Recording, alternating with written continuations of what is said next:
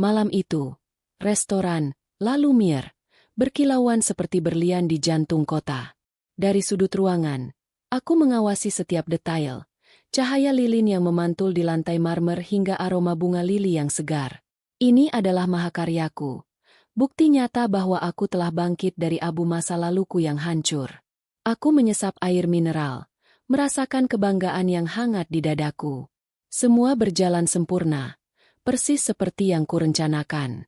Namun, ketenangan itu pecah saat Hasan, mantan suamiku, melangkah masuk bersama ibunya yang angkuh. Mata Hasan terkunci padaku, dan seketika seringai jijik muncul di wajahnya.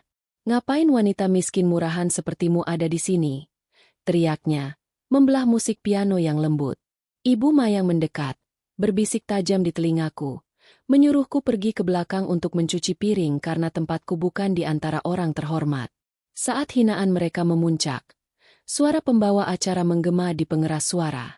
Dan sekarang, mari kita sambut wanita hebat di balik La Lumière, pemilik sekaligus chef jenius kita, Alisa Kirana. Seluruh ruangan meledak dalam tepuk tangan. Aku melihat wajah Hasan berubah pucat pasi, sementara Ibu Mayang ternganga tak percaya. Dunia mereka seolah berhenti berputar saat menyadari bahwa wanita kampung yang mereka hina adalah penguasa di sini. Aku mengambil mikrofon dengan tangan yang tenang. "Keamanan," ucapku dengan nada dingin yang menggetarkan ruangan. "Tolong antar sampah yang tidak diundang ini keluar dari properti saya. Sekarang juga." Sorot blitz kamera wartawan menyambar saat petugas keamanan menyeret Hasan dan keluarganya keluar. Ini adalah karma yang kusajikan dengan dingin di tengah pesta paling mewah di kota. Balas dendamku baru saja dimulai. Alisa menghela napas panjang sembari menyandarkan punggungnya di kursi kulit yang empuk. Pintu ruang kerjanya terbuka, dan Adrian melangkah masuk dengan senyum penuh arti di wajahnya. Beritanya sudah meledak di media sosial. "Alisa, saham perusahaan properti Hasan anjlok 10% dalam 1 jam terakhir," ujar Adrian sembari meletakkan tablet di atas meja.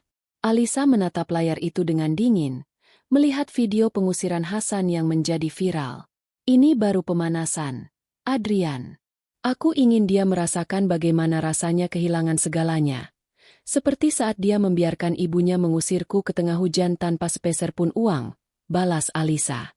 Adrian mengangguk pelan, namun tatapannya menyiratkan peringatan. Hasan adalah pria yang berbahaya saat terpojok. Dia tidak akan diam saja melihat kerajaannya runtuh karena mantan istrinya. Pagi itu, sebuah amplop hitam tanpa nama pengirim tiba di meja resepsionis La Lumière.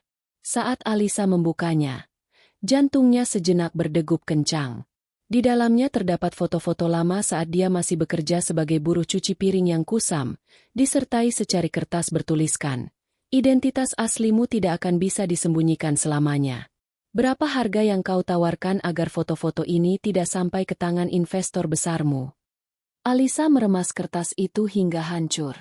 Dia pikir kemiskinan adalah aib yang bisa menjatuhkanku lagi. Gumamnya dengan suara yang bergetar karena amarah yang terkendali. Dia segera memanggil kepala keamanannya. "Cari tahu siapa yang mengirimkan ini. Jika ini adalah ulah Hasan, pastikan dia tahu bahwa aku tidak akan pernah bisa diancam dengan masa laluku sendiri." Sarah datang dengan langkah terburu-buru, menemui Alisa yang sedang menenangkan diri di taman belakang yang penuh dengan bunga lili. "Alisa, kita punya masalah besar." Ibu Mayang sedang menghubungi beberapa jurnalis infotainment. "Dia berencana membuat narasi bahwa kau merebut modal restoran ini dari tabungan rahasia Hasan saat kalian masih menikah," bisik Sarah dengan wajah cemas. Alisa justru tertawa kecil. Tawa yang terdengar sangat kontras dengan situasi yang ada. "Biarkan saja dia berbohong, Sarah. Semakin banyak dia bicara, semakin mudah bagiku untuk menuntutnya atas pencemaran nama baik. Aku punya semua catatan rekening dan bukti investasi dari Adrian sejak hari pertama," jawab Alisa. Namun, Sarah memegang tangan Alisa dengan erat. "Bukan itu saja, Alisa. Ibu Mayang tahu tentang keberadaan adikmu yang selama ini kau sembunyikan. Dia berencana menyeretnya ke dalam masalah ini." Wajah Alisa yang semula tenang kini menegang, namun sorot matanya tetap tajam. Dimas adalah satu-satunya garis merah yang tidak boleh mereka langgar. Sarah, bisik Alisa sambil menggenggam ponselnya erat. Dia segera menghubungi tim keamanannya untuk memindahkan adiknya ke lokasi yang lebih aman sebelum Ibu Mayang sempat mengirimkan jurnalis ke asrama pemuda itu. Adrian yang mengamati dari ambang pintu taman mendekat, meletakkan tangannya di bahu Alisa untuk memberikan kekuatan. Hasan dan ibunya sedang menggali lubang kubur mereka sendiri. Mengusik keluargamu hanya akan membuat hukuman mereka jauh lebih berat dari sekadar kebangkrutan finansial, ujar Adrian dengan suara rendah yang penuh janji. Di sebuah sudut kota yang jauh dari kemewahan Lalumiere, Hasan menatap ibunya dengan mata yang merah karena kurang tidur. Saham kita hancur, Bu. Kita tidak punya waktu untuk bermain-main dengan drama pencemaran nama baik. Bentak Hasan, suaranya parau karena frustrasi. Ibu Mayang justru tersenyum sinis, mengaduk kopinya dengan perlahan. Sabar, Hasan. Jika kita tidak bisa mengalahkan kekayaannya, kita akan mengalahkan moralnya. Begitu publik tahu bahwa chef jenius kesayangan kota ini adalah seorang pencuri modal suami dan penyembunyi skandal keluarga, semua investor Adrian akan lari ketakutan. Alisa akan kembali menjadi wanita kampung yang tidak punya apa-apa. Balas Ibu Mayang dengan nada yang penuh racun.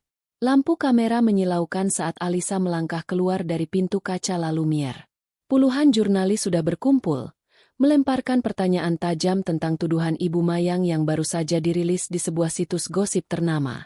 Ibu Alisa, benarkah modal restoran ini berasal dari dana gelap keluarga Wiryawan?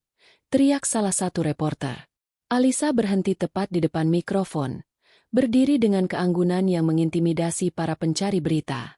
Saya tidak pernah mencuri apapun kecuali kebebasan saya dari keluarga yang beracun, jawab Alisa dengan suara yang tenang namun berwibawa.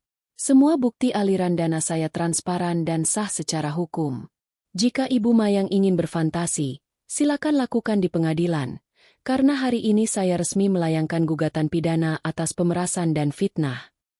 Malam itu di ruang kerjanya, Adrian menyodorkan sebuah laporan investigasi kepada Alisa. Blackmailer itu bukan Hasan, Alisa. Dia terlalu bodoh untuk bermain serapi ini, kata Adrian serius. Alisa mengerutkan kening, membaca nama yang tertera di laporan tersebut. Jantungnya berdegup kencang saat menyadari bahwa pengkhianatan itu datang dari seseorang yang pernah membantunya saat dia masih mencuci piring di masa sulit. Fania? Bisik Alisa tak percaya. Istri baru Hasan itu bekerja sama dengan orang dalam di masa laluku untuk menjatuhkanku. Adrian mengangguk.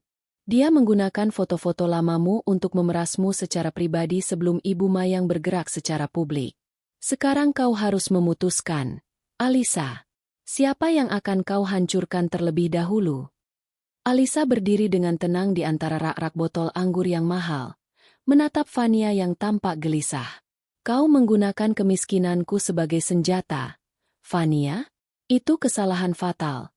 Ucapnya dengan nada yang sangat tenang namun mematikan. Fania mencoba tertawa, namun getaran di tangannya tidak bisa disembunyikan. Aku hanya menunjukkan siapa kau sebenarnya, Alisa.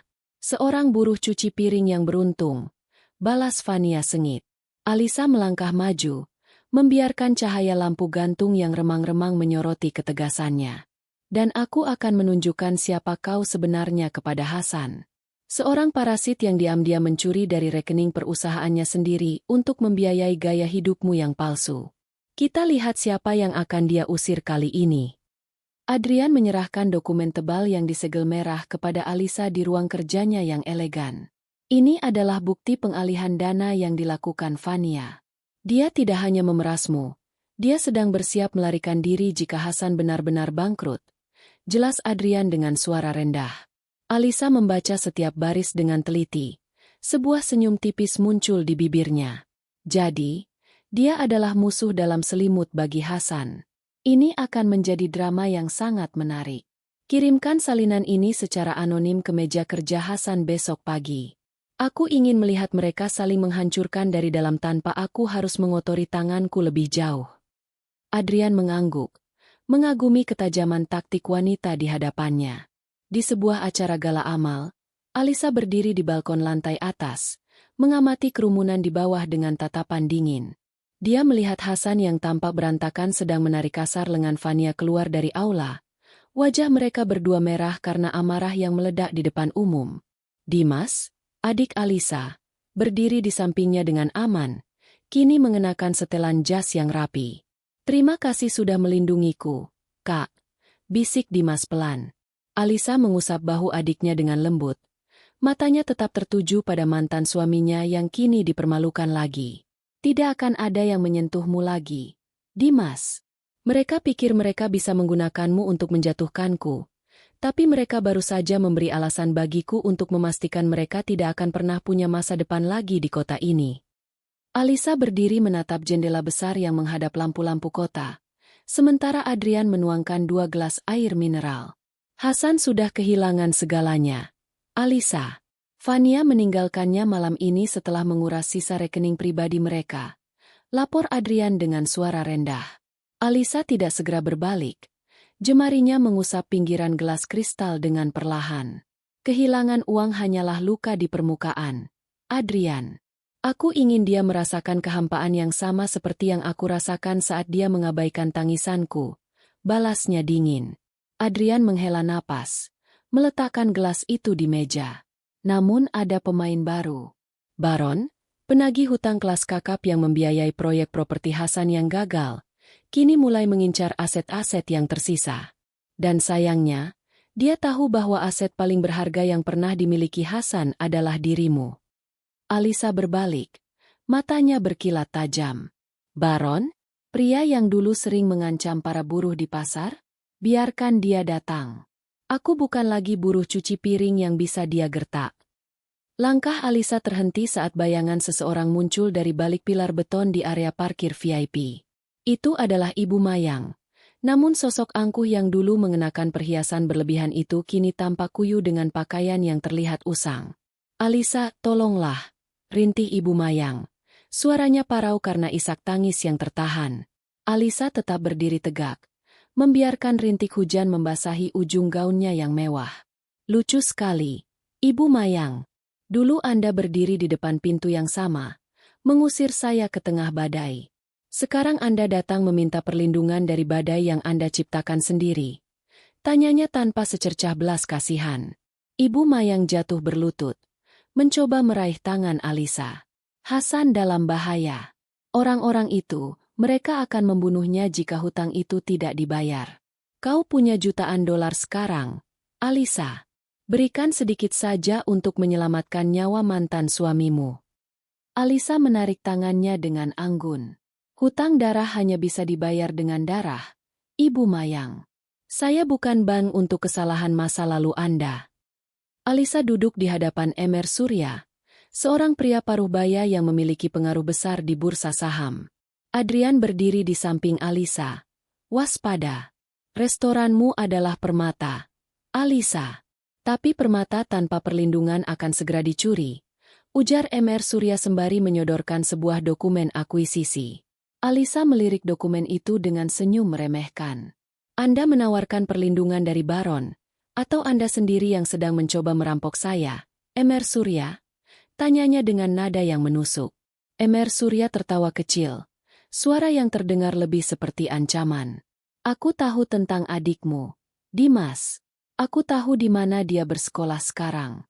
Baron adalah anjing peliharaanku, Alisa. Aku bisa melepaskan talinya kapan saja jika kau menolak kerjasama ini." Alisa mengepalkan tangannya di bawah meja, namun wajahnya tetap tenang dan dingin. "Anda baru saja membuat kesalahan terbesar dalam karir Anda, Tuan Surya. Anda pikir saya hanya seorang chef? Saya adalah penguasa di sini, dan saya tidak akan pernah membiarkan anjing atau tuannya menyentuh keluarga saya lagi." Alisa menggebrak meja kayu mahoninya dengan pelan namun penuh penekanan.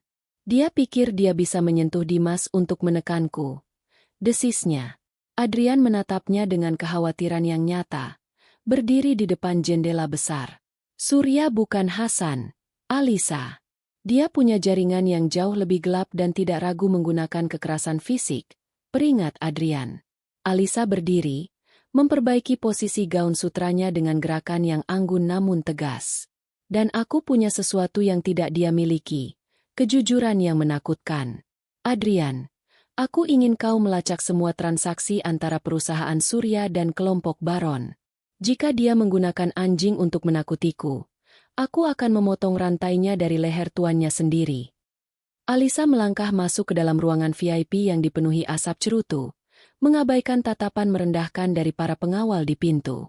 Di sana duduk Baron, pria bertubuh besar dengan bekas luka di pelipisnya.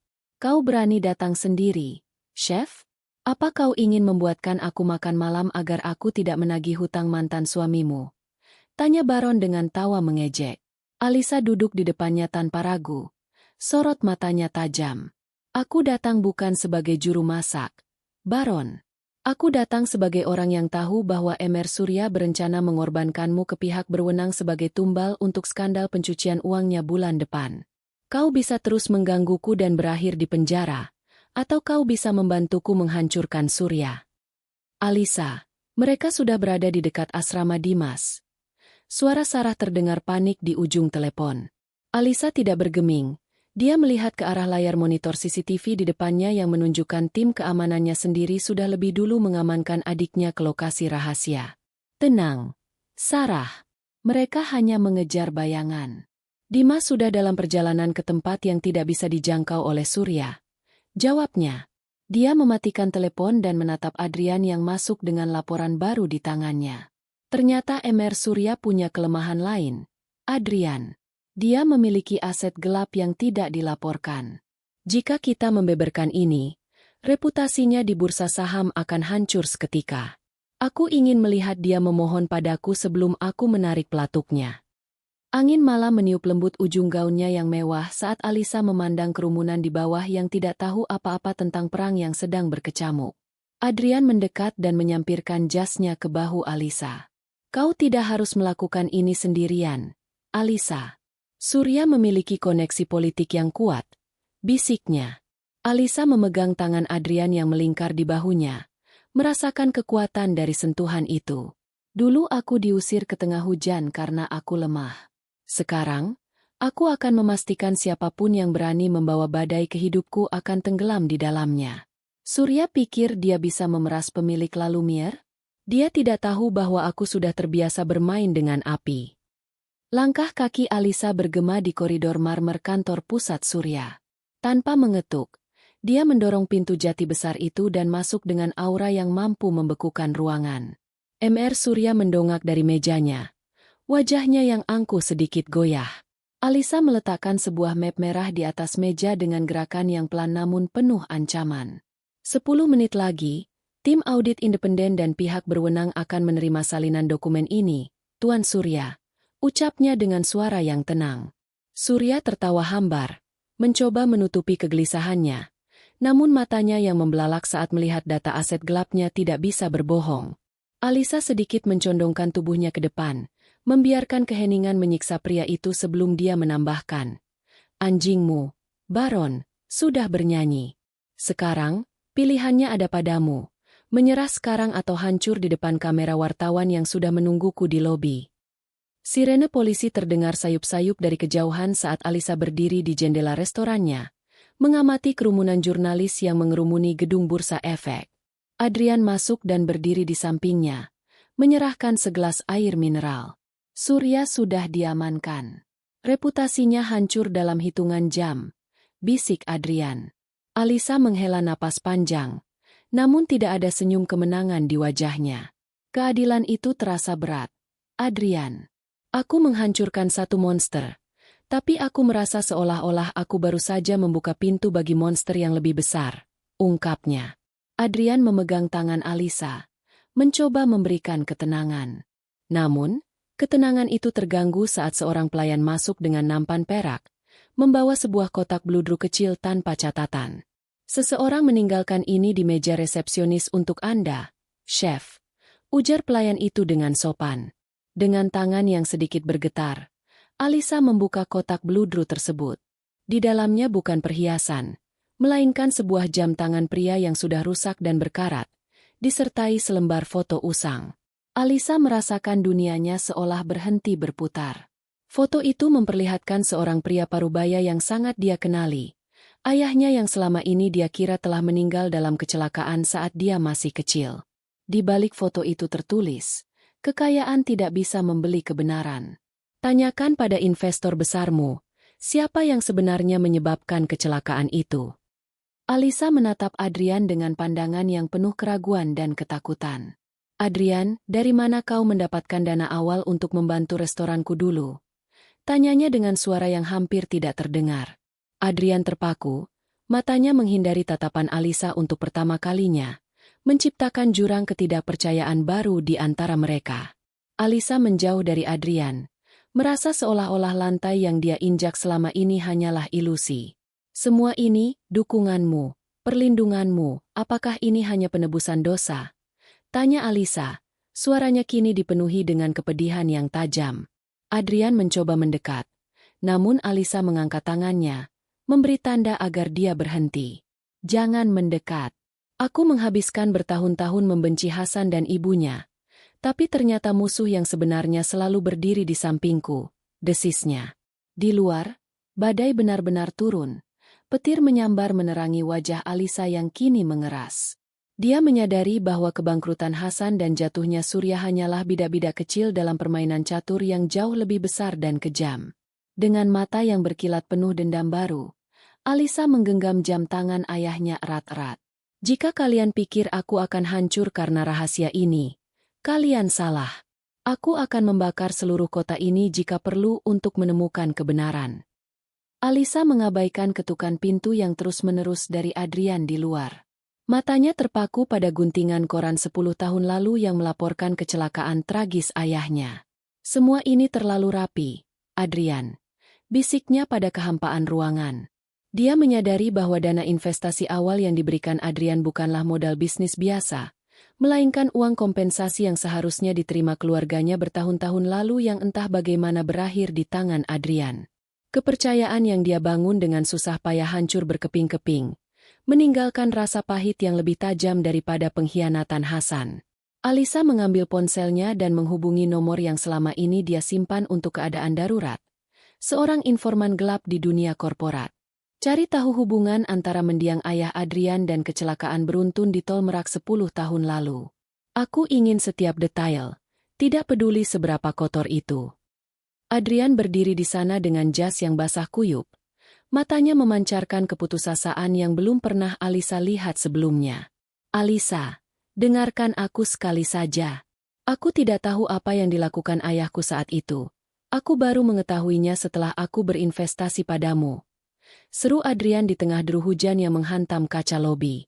Alisa berhenti, namun dia tidak berbalik. Punggungnya tetap tegak, memancarkan kedinginan yang membekukan atmosfer di antara mereka. Kau membangun kesuksesanku di atas darah ayahku, Adrian. Kau membiarkanku jatuh cinta pada pria yang mendanai hidupku dengan uang yang dicuri dari kematian orang tuaku. Balasnya dengan suara yang bergetar karena amarah. Adrian mencoba meraih bahu Alisa, namun dia segera menghindar. Jika kau benar-benar ingin membuktikan bahwa kau tidak bersalah, menjauhlah dariku sampai aku menemukan bukti bahwa kau tidak terlibat dalam menutupi kasus ini selama 1 dekade terakhir. Pengacara tua itu menyodorkan sebuah buku catatan kecil yang sudah usang kepada Alisa. Ayahmu tidak meninggal karena kecelakaan remblong, Alisa. Dia sedang membawa bukti tentang proyek bendungan yang dikorupsi oleh konsorsium besar, di mana ayah Adrian adalah salah satu pemegang saham utamanya. Ungkap pria itu dengan suara gemetar. Alisa merasakan mual yang luar biasa saat membaca nama-nama yang terlibat. Di sana, tertulis jelas bahwa kecelakaan itu direncanakan untuk membungkam ayahnya selamanya. Kenapa baru sekarang Anda bicara? Tanya Alisa tajam. Pengacara itu menunduk malu. Karena sekarang kau punya kekuatan untuk melawan mereka. Dulu, kau hanya gadis kecil yang malang. Sekarang, kau adalah pemilik Lalumier yang punya jaringan luas. Alisa menggenggam buku itu erat-erat. Musuhnya bukan lagi hanya Adrian atau keluarga Hasan, melainkan sebuah konspirasi besar yang telah merenggut kebahagiaan masa kecilnya. Di tengah kesunyian malam di restorannya yang sudah tutup, ponsel Alisa berdering. Suara di ujung telepon itu terdengar berat dan terdistorsi. Jangan percaya pada pengacara tua itu sepenuhnya, Alisa. Dia hanya menceritakan setengah dari kebenarannya, ucap suara itu. Jantung Alisa seakan berhenti berdetak saat suara itu menambahkan, ayahmu masih hidup, namun dia disekap di sebuah fasilitas rehabilitasi ilegal di pinggiran Bogor agar tidak bisa bersaksi. Jika kau ingin melihatnya, hentikan semua penyelidikanmu terhadap Adrian dan serahkan kepemilikan Lalumiere kepada perusahaan induk Adrian dalam waktu 48 jam. Alisa berdiri di tengah ruang makan yang kosong, dikelilingi oleh meja-meja yang sudah tertata rapi. Dia menyadari bahwa dia kini berada di tengah labirin yang sangat berbahaya. "Siapa kau?" teriaknya pada ponsel, namun hanya terdengar nada sibuk. Dia menatap bayangannya di cermin besar restoran, menyadari bahwa harga untuk mendapatkan kembali ayahnya adalah dengan menghancurkan mahakarya yang telah dia bangun dengan darah dan air matanya sendiri. Alisa mencengkeram pinggiran meja marmer hingga buku jarinya memutih, merasakan getaran amarah dan harapan yang saling bertabrakan di dadanya. Harapan bahwa ayahnya masih hidup terasa seperti oksigen yang beracun. Dia ingin mempercayainya, namun menyerahkan Lalumiere berarti menyerahkan kedaulatannya pada keluarga yang mungkin telah menghancurkan hidupnya. "Ayah!" bisiknya parau. Air mata yang selama ini dia tahan akhirnya jatuh membasahi permukaan meja yang dingin. Dia harus bertindak cepat. Namun langkah pertamanya tidak boleh salah. Jika dia menyerah sekarang, dia akan kehilangan segalanya tanpa jaminan bahwa ayahnya benar-benar akan kembali ke pelukannya. Pintu restoran terbuka kasar, dan Adrian muncul dengan napas tersengal. Matanya memancarkan ketakutan yang nyata. "Aku tahu tentang ancaman itu. Alisa, jangan lakukan ini. Jangan serahkan restoranmu pada mereka," teriaknya. Alisa berbalik. Matanya berkilat penuh kecurigaan yang menusuk. "Bagaimana kau bisa tahu begitu cepat? Apakah perusahaan indukmu yang merencanakan semua ini untuk menjebakku kembali ke tangan kalian?" tuduhnya dengan suara yang tajam. Adrian menggeleng frustrasi, mencoba mendekat namun tertahan oleh gestur dingin Alisa. "Ayahku mungkin seorang penjahat, tapi aku bukan dia.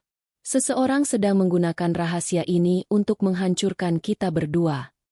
Alisa mengendarai mobilnya menembus kegelapan malam menuju daerah terpencil di pinggiran Bogor, mengabaikan semua peringatan Adrian. Dia merasa setiap detik yang berlalu adalah siksaan bagi ayahnya yang mungkin sedang menderita di suatu tempat. Sesampainya di sebuah gerbang besi yang berkarat di tengah hutan pinus yang sunyi, dia turun dengan langkah yang tetap tegas meski jantungnya berdegup kencang. Seorang pria misterius dengan masker hitam muncul dari balik bayangan pohon besar. "Kau tepat waktu, Alisa. Tapi keberanianmu ini mungkin akan menjadi kesalahan terakhir yang kau buat," ucap pria itu dengan suara berat yang terdistorsi.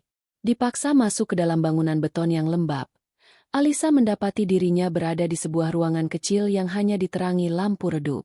Di sudut ruangan, seorang pria tua duduk membelakangi pintu. "Ayah?" panggilnya dengan suara yang hampir pecah karena emosi. Namun, saat pria itu berbalik, wajahnya bukanlah wajah yang dia rindukan selama 10 tahun. Itu adalah Paman Hasan yang seharusnya masih mendekam di penjara. "Halo, keponakan tersayang.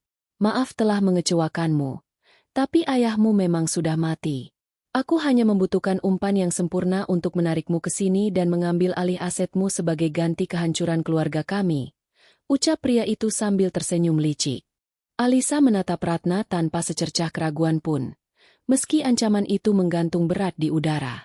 Dia meletakkan pisau koki ayahnya di atas meja, tepat di depan Ratna. Logam tajam itu berkilau memantulkan cahaya lilin yang tersisa. Dia tidak akan menjadi bagian dari organisasi yang membangun kekayaan di atas nyawa orang lain, termasuk ayahnya sendiri. Adrian muncul dari balik bayangan, memegang sebuah perangkat penyimpanan data yang berisi bukti korupsi proyek bendungan yang selama ini disembunyikan Ratna. Dengan suara yang mantap, dia menyatakan bahwa mereka tidak akan pernah tunduk pada ancaman, dan kebenaran akan segera terungkap ke publik malam ini juga. Lampu-lampu sorot dari puluhan jurnalis menerangi lobi gedung utama saat pihak berwenang menggiring Ratna Valeska keluar dengan tangan terborgol. Alisa berdiri di samping Adrian di atas tangga gedung, mengamati kejatuhan wanita yang pernah menganggap dirinya tak tersentuh. Dokumen yang disebarkan Adrian telah memicu penyelidikan besar-besaran yang meruntuhkan konsorsium dalam hitungan jam. Ratna mencoba menatap tajam ke arah Alisa. Namun dia hanya menemukan kedinginan yang mutlak. Keadilan untuk ayahnya akhirnya terpenuhi, bukan dengan kekerasan, melainkan dengan integritas yang selama ini dia pertahankan di tengah badai pengkhianatan. Beberapa tahun kemudian, kedamaian menyelimuti rumah di permata hijau yang kini penuh dengan kehidupan. Alisa duduk di teras belakang, menatap taman yang dipenuhi bunga lili dan pohon flamboyan yang berbunga merah. Adrian mendekat, memegang tangannya dengan lembut, memberikan rasa aman yang selama ini dia cari. Dendam telah lama menguap, digantikan oleh kebahagiaan sejati dan rasa syukur atas setiap luka yang telah membentuknya. Dia menyadari bahwa kemenangan terbesarnya bukanlah melihat musuhnya hancur, melainkan kemampuannya untuk mencintai dan dicintai kembali tanpa bayang-bayang masa lalu. Alisa tersenyum pada suaminya, menyadari bahwa fajar barunya kini telah menjadi cahaya yang abadi. Alisa menatap Ratna tanpa secercah keraguan pun, meski ancaman itu menggantung berat di udara. Dia meletakkan pisau koki ayahnya di atas meja, tepat di depan Ratna. Logam tajam itu berkilau memantulkan cahaya lilin yang tersisa.